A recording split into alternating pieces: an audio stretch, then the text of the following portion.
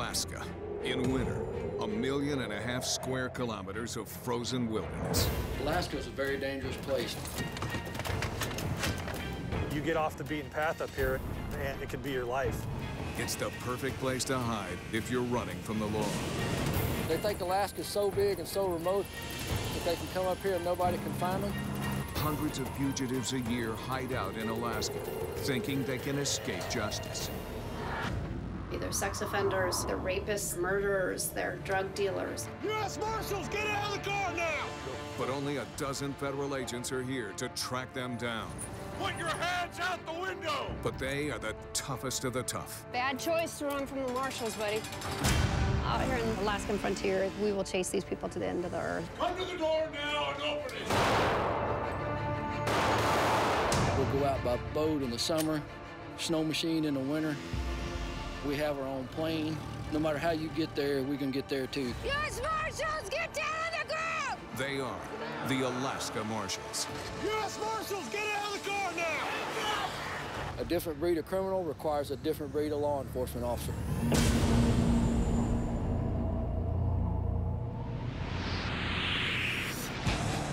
December. For the Marshals, this is fugitive season. U.S. Marshals, don't move. On the ground now! 20 hours a day of darkness and temperatures well below zero. It's about 20 below. Definitely not gonna be like sleeping at home. It's the time of year that fugitives on the run hunker down and hide. He got on a fishing boat down in Seattle, and he's definitely a runner. It's when the Marshals take the fight to them.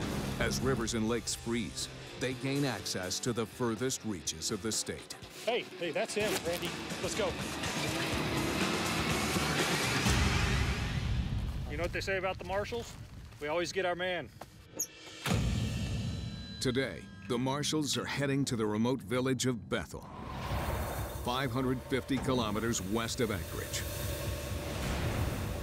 With no roads in or out, Bethel is a no man's land in Alaska, serving as a desolate outpost for the 56 smaller villages surrounding it. We've just landed in Bethel, and as usual, it's snowing. Rochelle LeDyke has been with the Marshals for 16 years, along with Deputy Marshal Sonny Connell. They're searching for a dangerous fugitive. There's our ride. They're after 29-year-old convicted sex offender Brian LaRoe, hiding in a village somewhere in western Alaska. He's a potentially armed suspect who has allegedly threatened to kill cops with a high-power AR-15 assault rifle.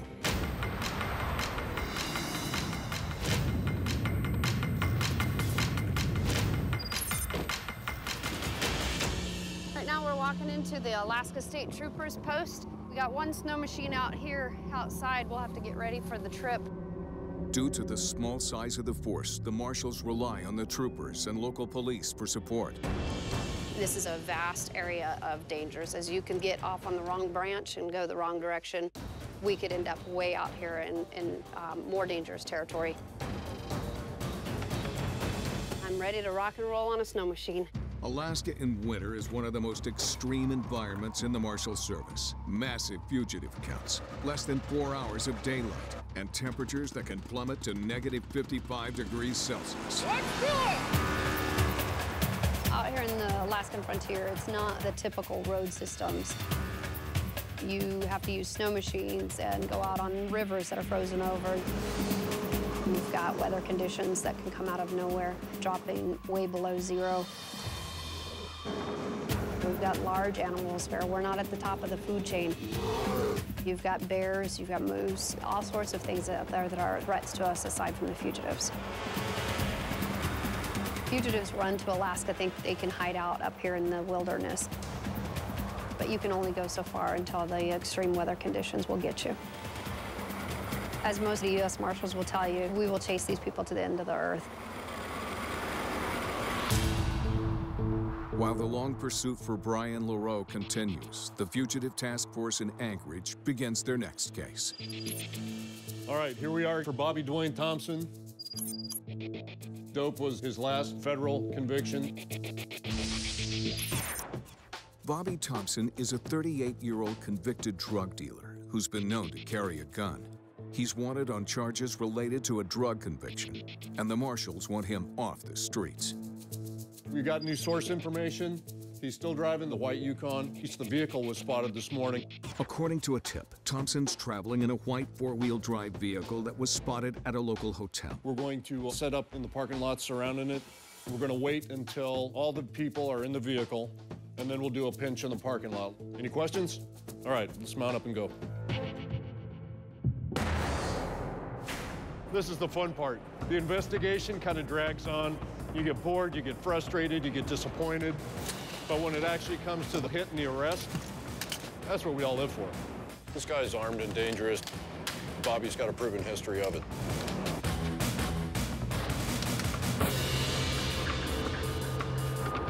Kevin Gwynn is the lead investigator in the Thompson case. He's been a marshal for over 23 years. Riding shotgun is rookie marshal Tana Kirkwright. We can assume Bobby is going to be hostile. We can assume Bobby is going to be armed. So the whole objective is to hit hard and fast. Bobby has been through this game a lot of times. Gwynn and Kirkwright are the first to arrive at the hotel. Isn't that our Yukon over there? We've got the car, we've got the Yukon. Yeah, I got it. No problem. So we should be there shortly. Copy, dude. Can you see it at all? Well, I can see the front end of it. You can just see just the white of it. They set up surveillance across the parking lot and wait for the others to arrive. He's leaving. He's pulling out. Who is? He's out. Our guy. Target's moving. He's coming out.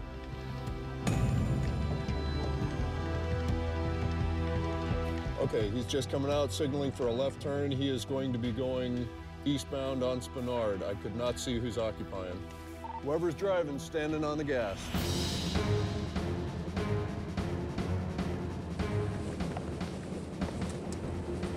Jeff, you're going to have the eyeball in about 10 seconds. Jeff and I think it's probably two females. They might be picking him up, though. He went in around right here, just hooked around the corner there. The Yukon pulls into the parking lot of a second hotel. This is not the kind of thing we want to do in a crowded parking lot, but in the end, it's the bad guy's decision. We spend a lot of time reacting to what the bad guy does. We actually have the target vehicle in sight right now. We followed it from one hotel to another. The marshals take up 4 tactical positions around the hotel and suspect vehicle.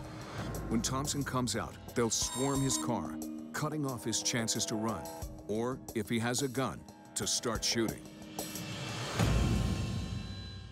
I am directly across the street looking at this vehicle. I will be able to tell if he gets in it. And if he does, we need to block him in right here. Now, the white Yukon is parked directly behind the hotel right now that we have information that he may be in. David Long is the task force commander. A 20-year veteran of the Marshals, he's made every kind of tactical takedown.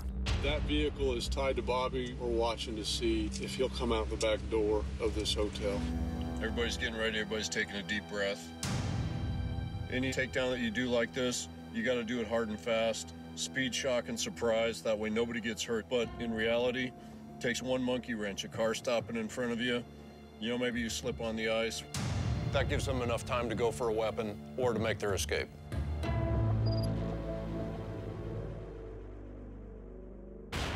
What's going down here?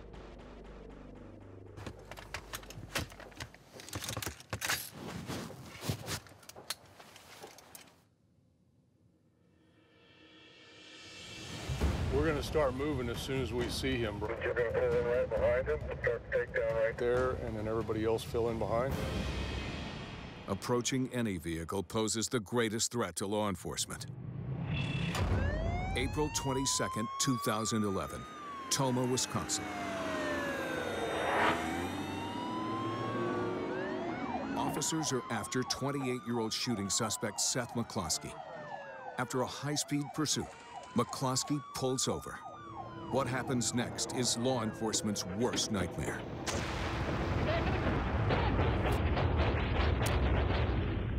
Officers have little chance to react.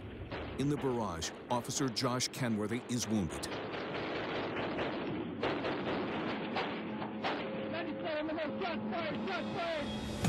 For the marshals, the risk is losing the element of surprise, giving Thompson a chance to exit his truck shooting.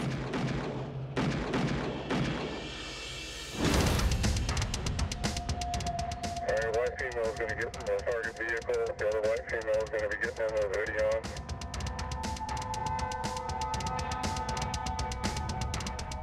Here he comes. All right, I think he's coming out right now. All right, guys, let's go ahead and do it right here. Yep, go. Ready? Ready.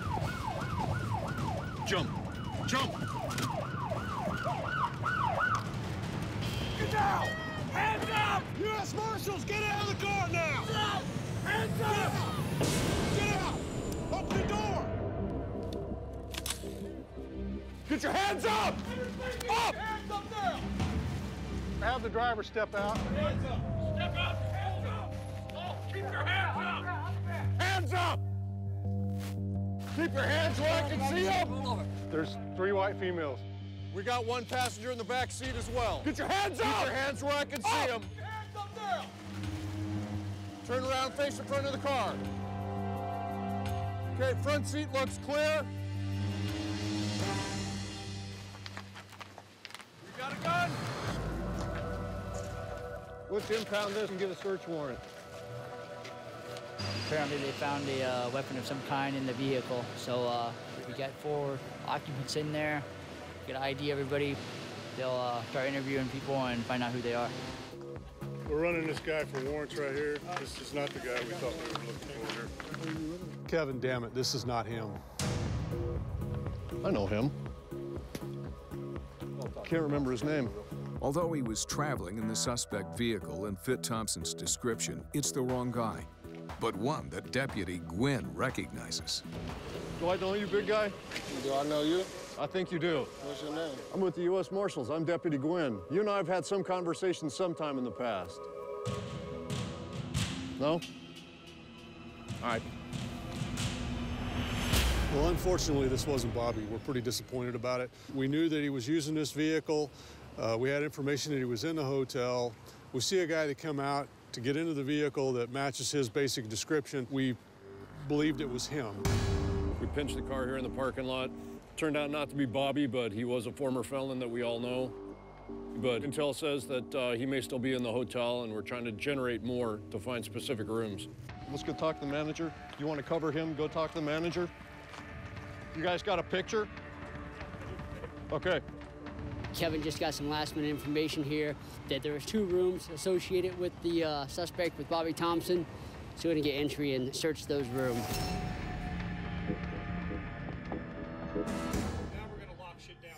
Searching for a potentially armed suspect in an unfamiliar building is one of the most dangerous things a cop can do.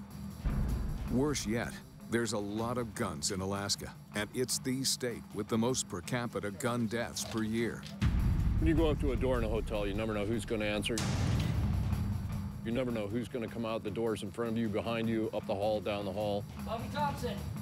Dangers everywhere, so you got to stay alert. In Alaska, you figure everybody has a gun. U.S. Marshals, come to the door. Come to the door now and open it. Down, move it. Back. Down on your knees, down on your knees. U.S. Marshals, step out now. Back, down on your knees. Come out the door.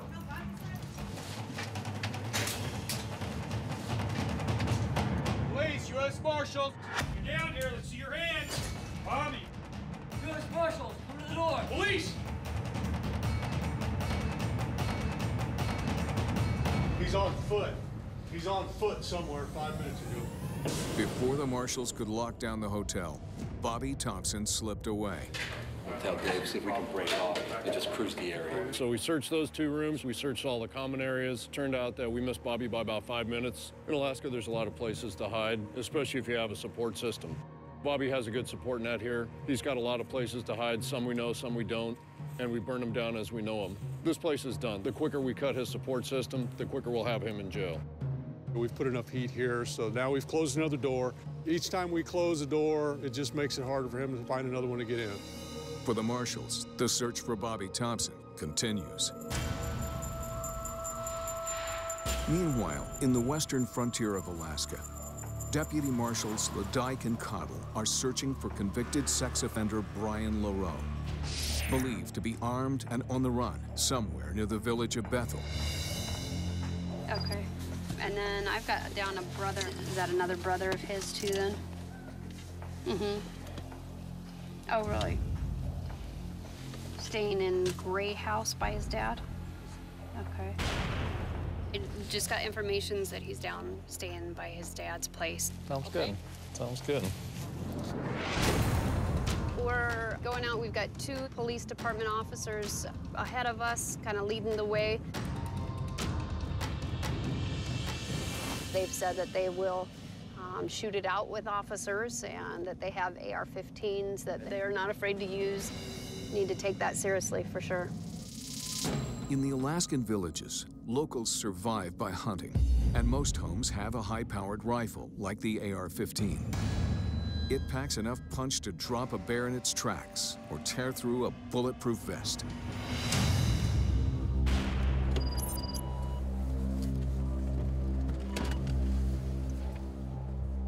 There's a lot of windows here. Get one of the ARs up on those. Sonny, you cover the back in case he goes for it. They approach, knowing a potentially armed fugitive could be inside with his finger on the trigger.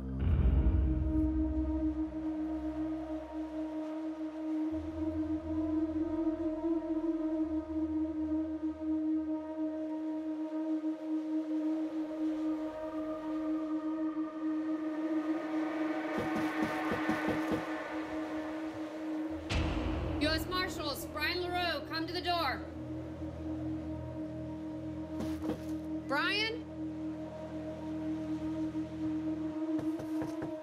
Brian LaRoe, U.S. Marshals with the warrant. Come to the door now. This doesn't look like anybody's been living here for a while. Looks abandoned.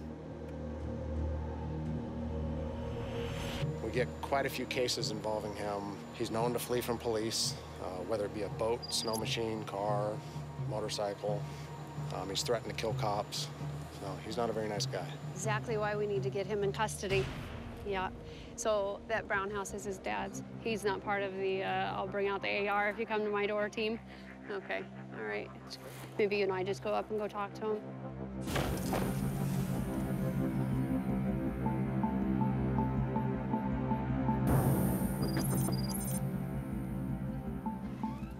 Hi, I'm Rochelle Ledyke with U.S. Marshals, and we're looking for Brian.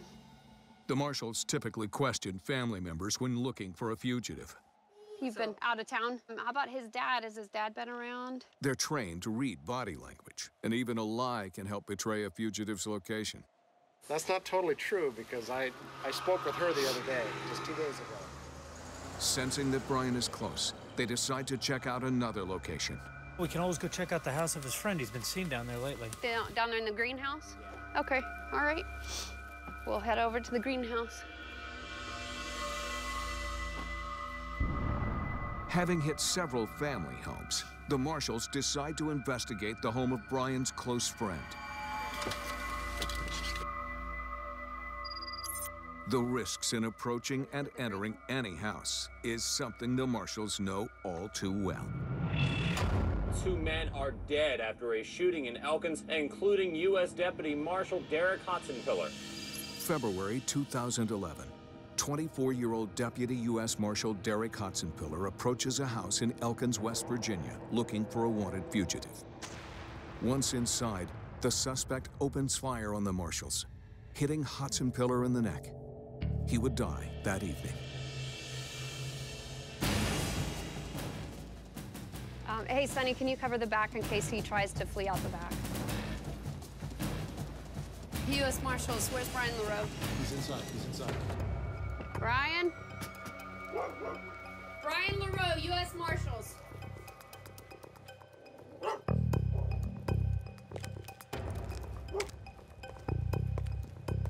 Brian, come out. Hey, open the shower curtain. Do it now, Brian. Open the shower curtain. Put your hands up, now! Do not move. Get down on your knees, Brian. Down on your knees right now. Brian, you are under arrest. They got him. Here, let him go in front of you there.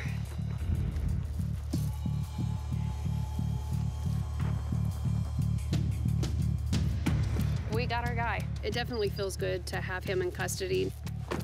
Nice job, guys. He's in custody now. We're taking him to the jail. And there's one less sex offender out on the street right now. We got him, that's the main thing. It's not up to us at this point to decide what happens. You know, he's in jail and our part's done. Okay, we got him where he belongs in jail, and let's head back to Anchorage and get started on the next case. While Odike and Cottle start the long trip back, the task force in Anchorage begins the next case.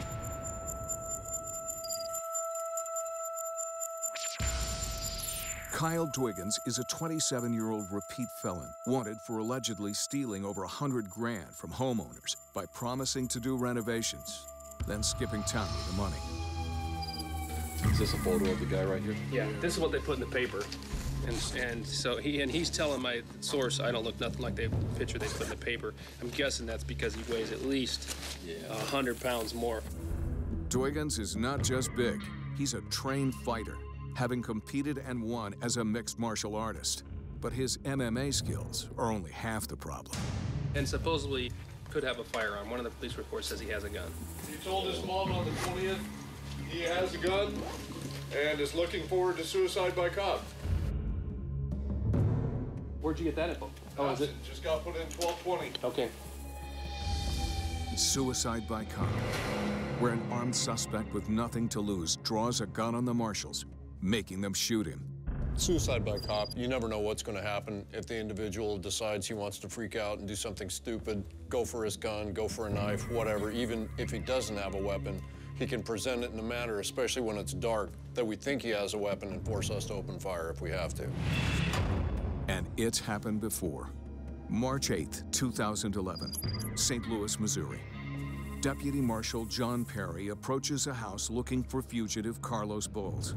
But Perry didn't know that Bowles had claimed he was, quote, only going out in a body bag. When marshals entered the house, Bowles opened fire, killing Perry and wounding 2 others.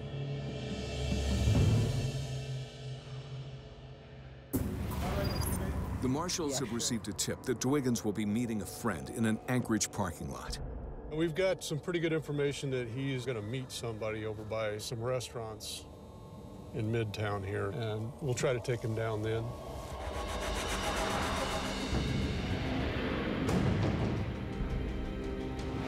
We do have information that he recently purchased a gun and can't wait to do suicide by cop. And we've got some basic ideas. Could be a vehicle pinch like we enjoy doing. For the task force, the key to the takedown will be speed and surprise. If Dwiggins has a gun, they don't want to give him a chance to go for it. This is where we're at.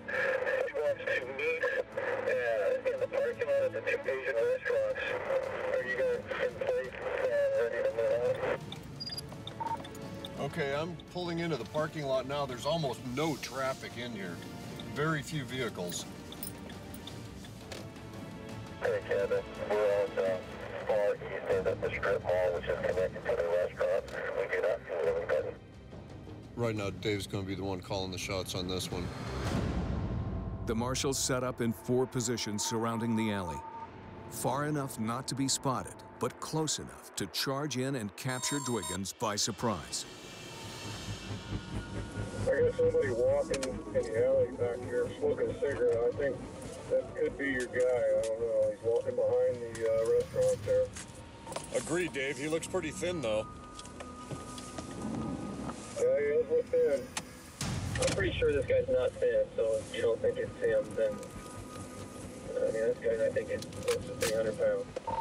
Okay, I'm being eyeballed real heavy by the guy who was walking down the alley. Having your cover blown as a marshal is a huge risk. The suspect gains the upper hand to make the first move. Even though he looks a little thin, he's talking on the phone right now. And he is eyeballing me like nothing else. If they've been made, the marshals have no choice but to take him down now, even though they've lost the element of surprise. Oh shit, this is him. US, you're gonna get there first. Now.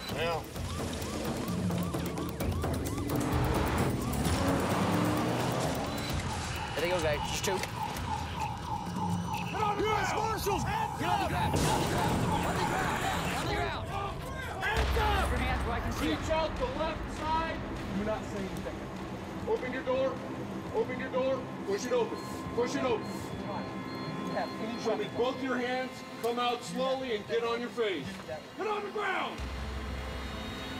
Hands behind your back. Cuffs. I didn't do anything. Come on. Get up. All right, let's get him in the vehicle. Anything in the car? No. Guns? No. Drugs? No. As usual with these things, you set up a plan and then something weird happens that you didn't expect. An individual that we had observed down early in our back alley turned out to be a lot larger than we thought he was from the distance in the dark. You bet. All's well, everybody's safe, nobody got hurt, and now we can go home to our families, so it's good.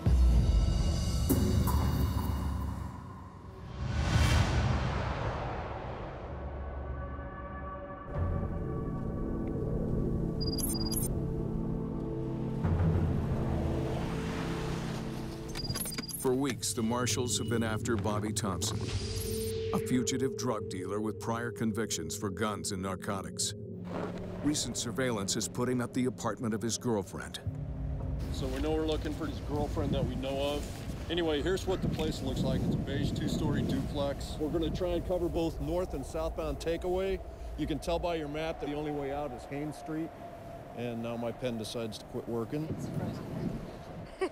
Everybody understand the grand scheme of things? Excellent. And away we go. Everybody's on warrants too. We're good.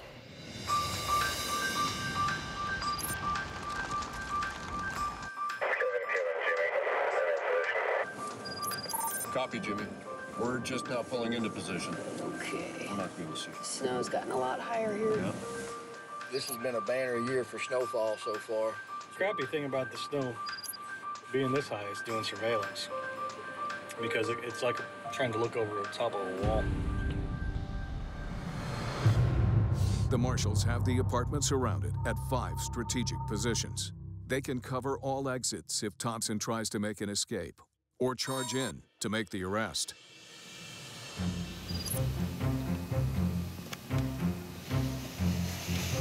Mama, she's in good shape. Here he goes, over the berm. You're far more likely to get attacked by a moose than you are a bear. Mid-surveillance entertainment for us. Those freaking moose, man, they'll charge They your don't care. ass. And then you think they can't jump and run, but they can. Kind of some, oh, trotting. He's coming to see you. I've seen them jump 6-foot fence Dude, before. I saw a moose chasing down a freaking cop car out on the highway.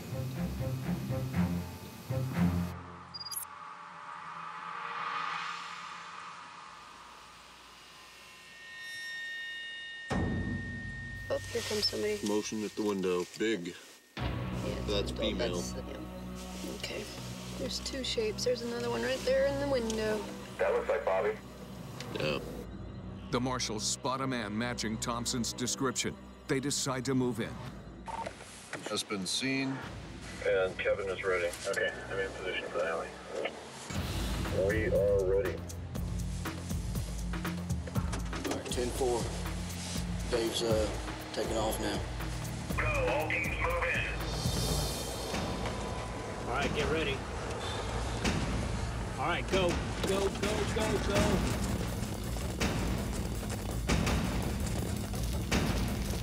Don't get ahead of me. Don't get ahead of me.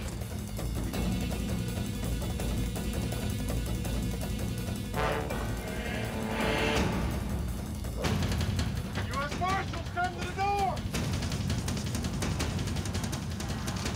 Bobby Thompson, come to the door. Do it now.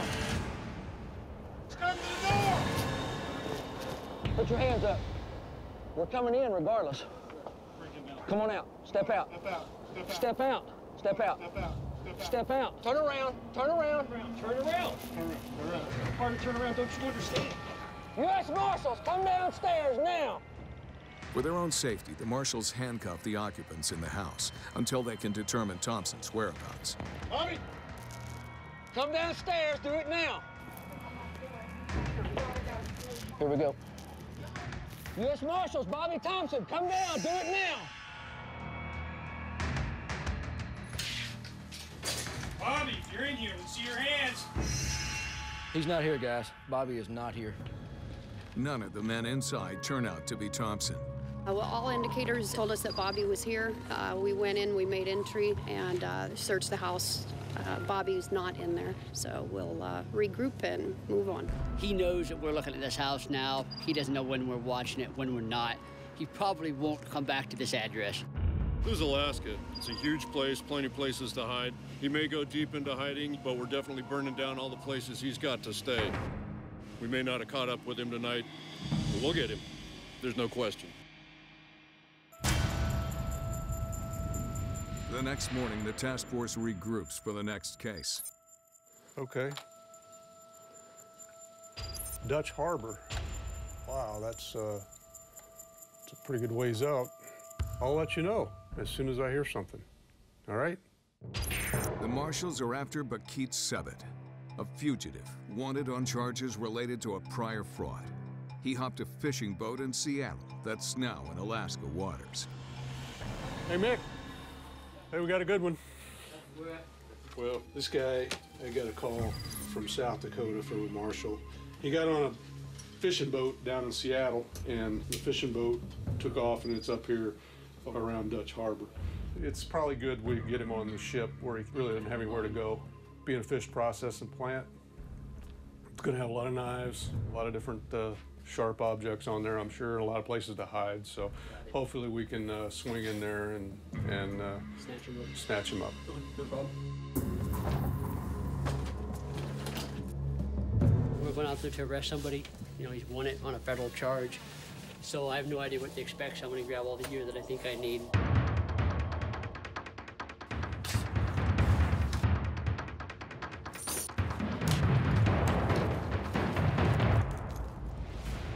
Deputy Marshals Dave Long and Mick Bunn are flying 1,100 kilometers west of Anchorage to the remote fishing port of Dutch Harbor, nestled along the desolate Aleutian Island chain. From here, they'll charter a boat for the trip to the Bering Sea. Just got here from Anchorage, Alaska, out to Dutch Harbor. Got about 4.5, 5-hour boat ride out to the processing ship now, where our fugitive is supposed to be working.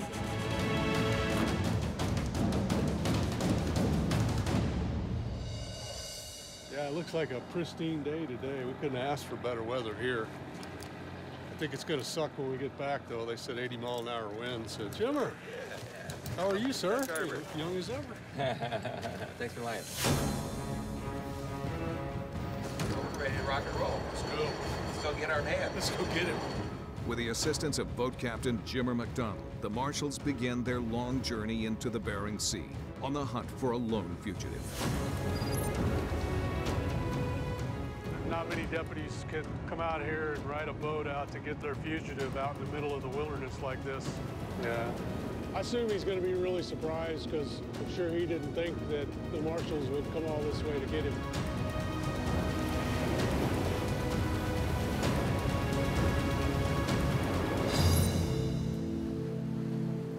Once we arrest him, we'll have him in chains around his belly and around his hands. And there'll always be one of us, at least, probably both of us, right here on him, watching him. Are there any weapons on the boat? I do have a .22 rifle in my bunk down here. Okay, just so we know. Yeah. That's the only other weapon? That's the only weapon. Okay, we can handle that. No, we have our weapons, and we have a taser too. We'll just keep him away from there, just set him down there, that way we can keep an eye on him and make sure he behaves. Sounds good, Nick. All right, cool.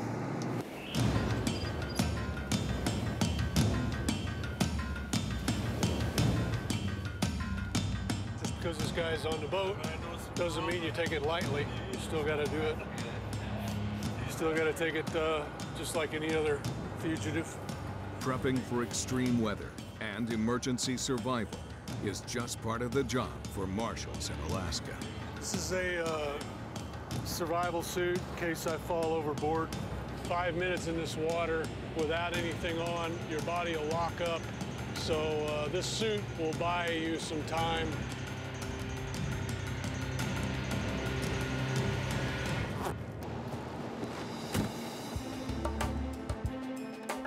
For marshals stationed in Alaska, fugitives could be anywhere, from the northernmost reaches of the Arctic Circle to the desolate end of the Aleutian Islands.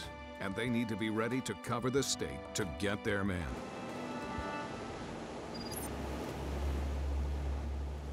You see what time it is? I'd say we're probably another 30 minutes out. This is the guy we're gonna go to get on the ship. This is the guy we're looking for, the side profile of him. There's no other state that a deputy will travel 10 hours, 12 hours to get to a fugitive and stay in the state. This is why I moved up here. Jimmer's gonna pull up next to the ship. We're gonna climb up the ladder. Well, I've got my taser, so unless he's got some kind of weapon in his hand, I'll probably be the taser guy, and you can go ahead and cuff him up. I just don't want him to take off and us have to go search the ship locker to locker, you know, looking for this guy. He wants to be stupid. If he wants to be stupid, we'll put him in full restraints or put him behind his back, and we'll do something, yeah. I'm guessing that's the ship right there, so let's go on down. They head below decks to mask their arrival. The key to the arrest will be to find their fugitive before word gets out that the marshals are on board.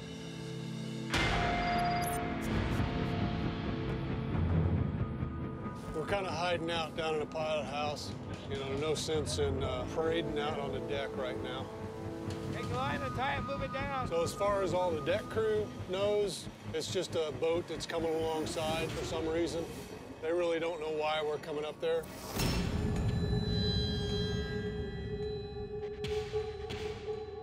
There are a lot of places to hide in a boat. There's a lot of engineering spaces. There's a lot of lockers. There's all kinds of hazards. Worst case scenario is he may have a knife, or he may try to run like he did in the past. We got to do it quick and try to get to where he's at before he knows we're coming. Searching a ship for a fugitive is a daunting and dangerous task for law enforcement. Watch this pipe. Further here to the left. Watch here. Go that way? Clear. We right and left. Bulkheads, passageways, and machinery mask a fugitive's movements. I got a forward space up here. Let's check here. Worse yet, a ship's interior provides perfect cover to hide from marshals or to stage an attack. Slick floor, Mick. Watch your step.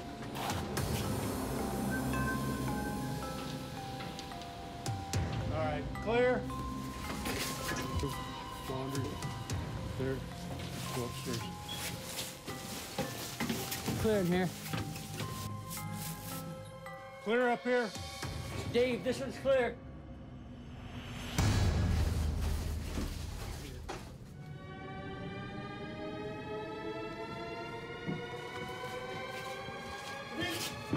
U.S. Marshal, stop right here. Stop now. See your hand. Come to the door. Step out. Step out. Hurry.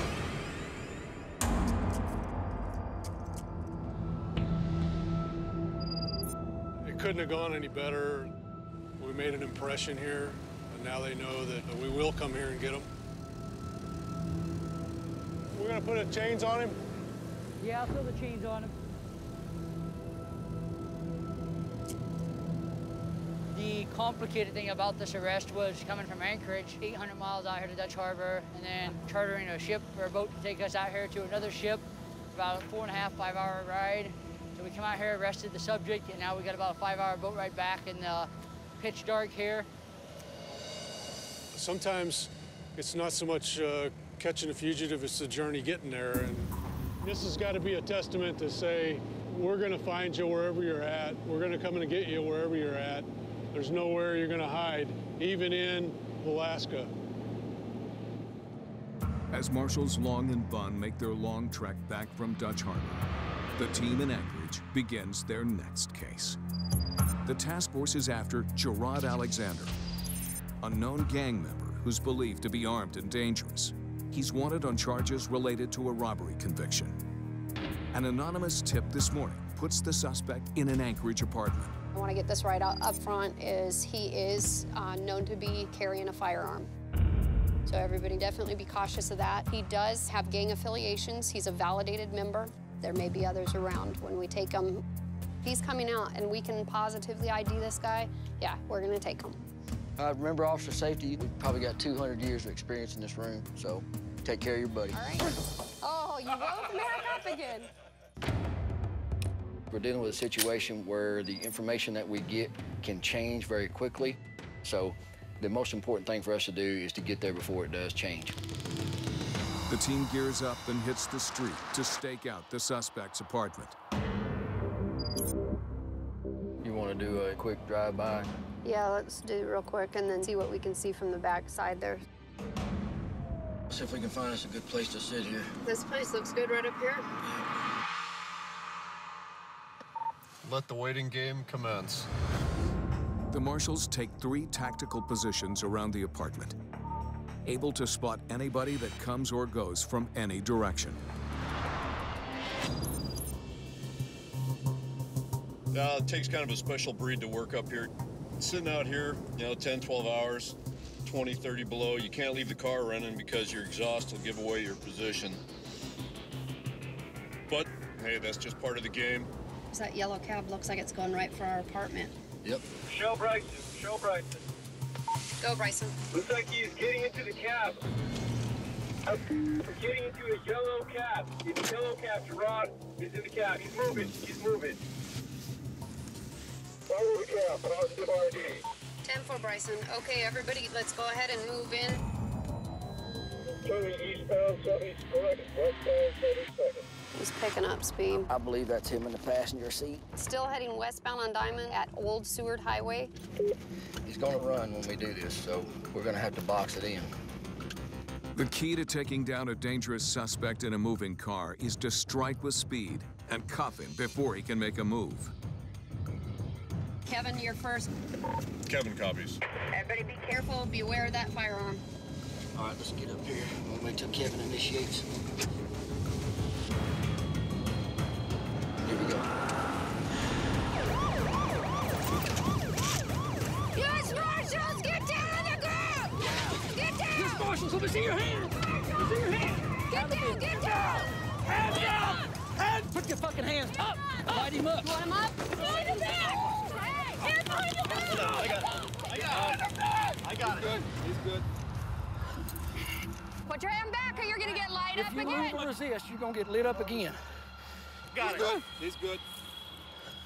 Here's one. I got it. We were able to ID our subject. We ended up tackling him into the snow, wrestling with the fugitive. He was non-compliant, still struggling against us, so he ended up being tased. Yeah, let's get him stood up. Yeah, let's get him up. Here we go. Right there, right there. Bad choice to run from the marshals, buddy. Wait a minute. He's got a pocket full of Large something here. bulge here in the pocket. There's something in this jacket pocket. I want to make sure that that's not a weapon. What's this in here? It don't look good for you, brother. Now is when I wish I had my gloves. I'm getting frostbite on my trigger finger. On his person, we found a large amount of heroin taken off the streets, a lot of drug money taken off the streets, and a dangerous fugitive is now in custody. No deputies hurt, no agents, no officers hurt. All a good night. We're going home safe. Nice work. You too.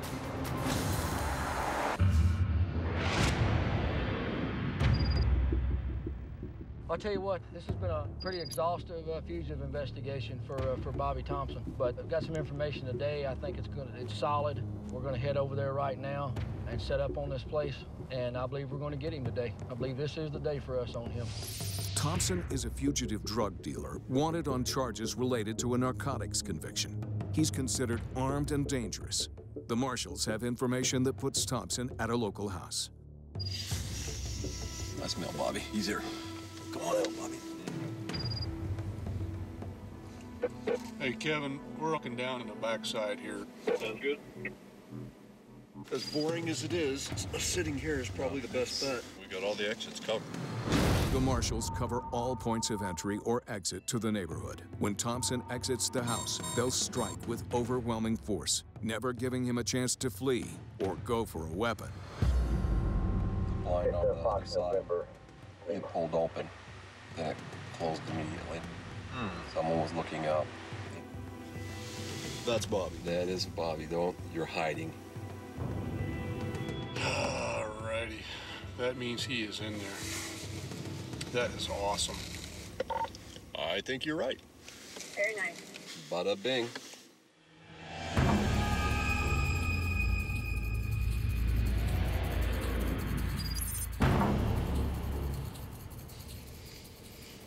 We just had a silver pickup truck pull in right beside the Escalade.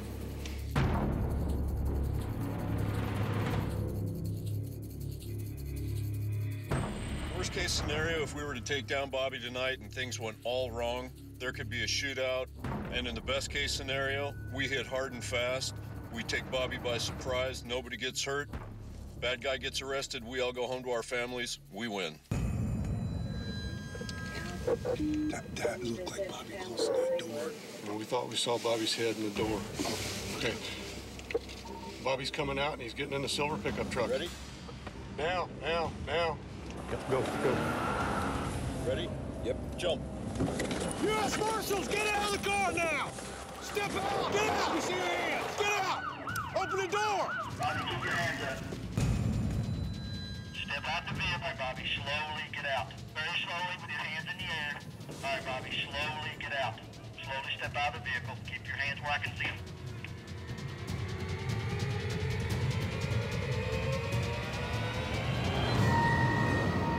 Okay, drop to your knees right there, Bobby. All the way down on your stomach. Hands out to the front. Vehicle looks clear. Okay, he's cuffed.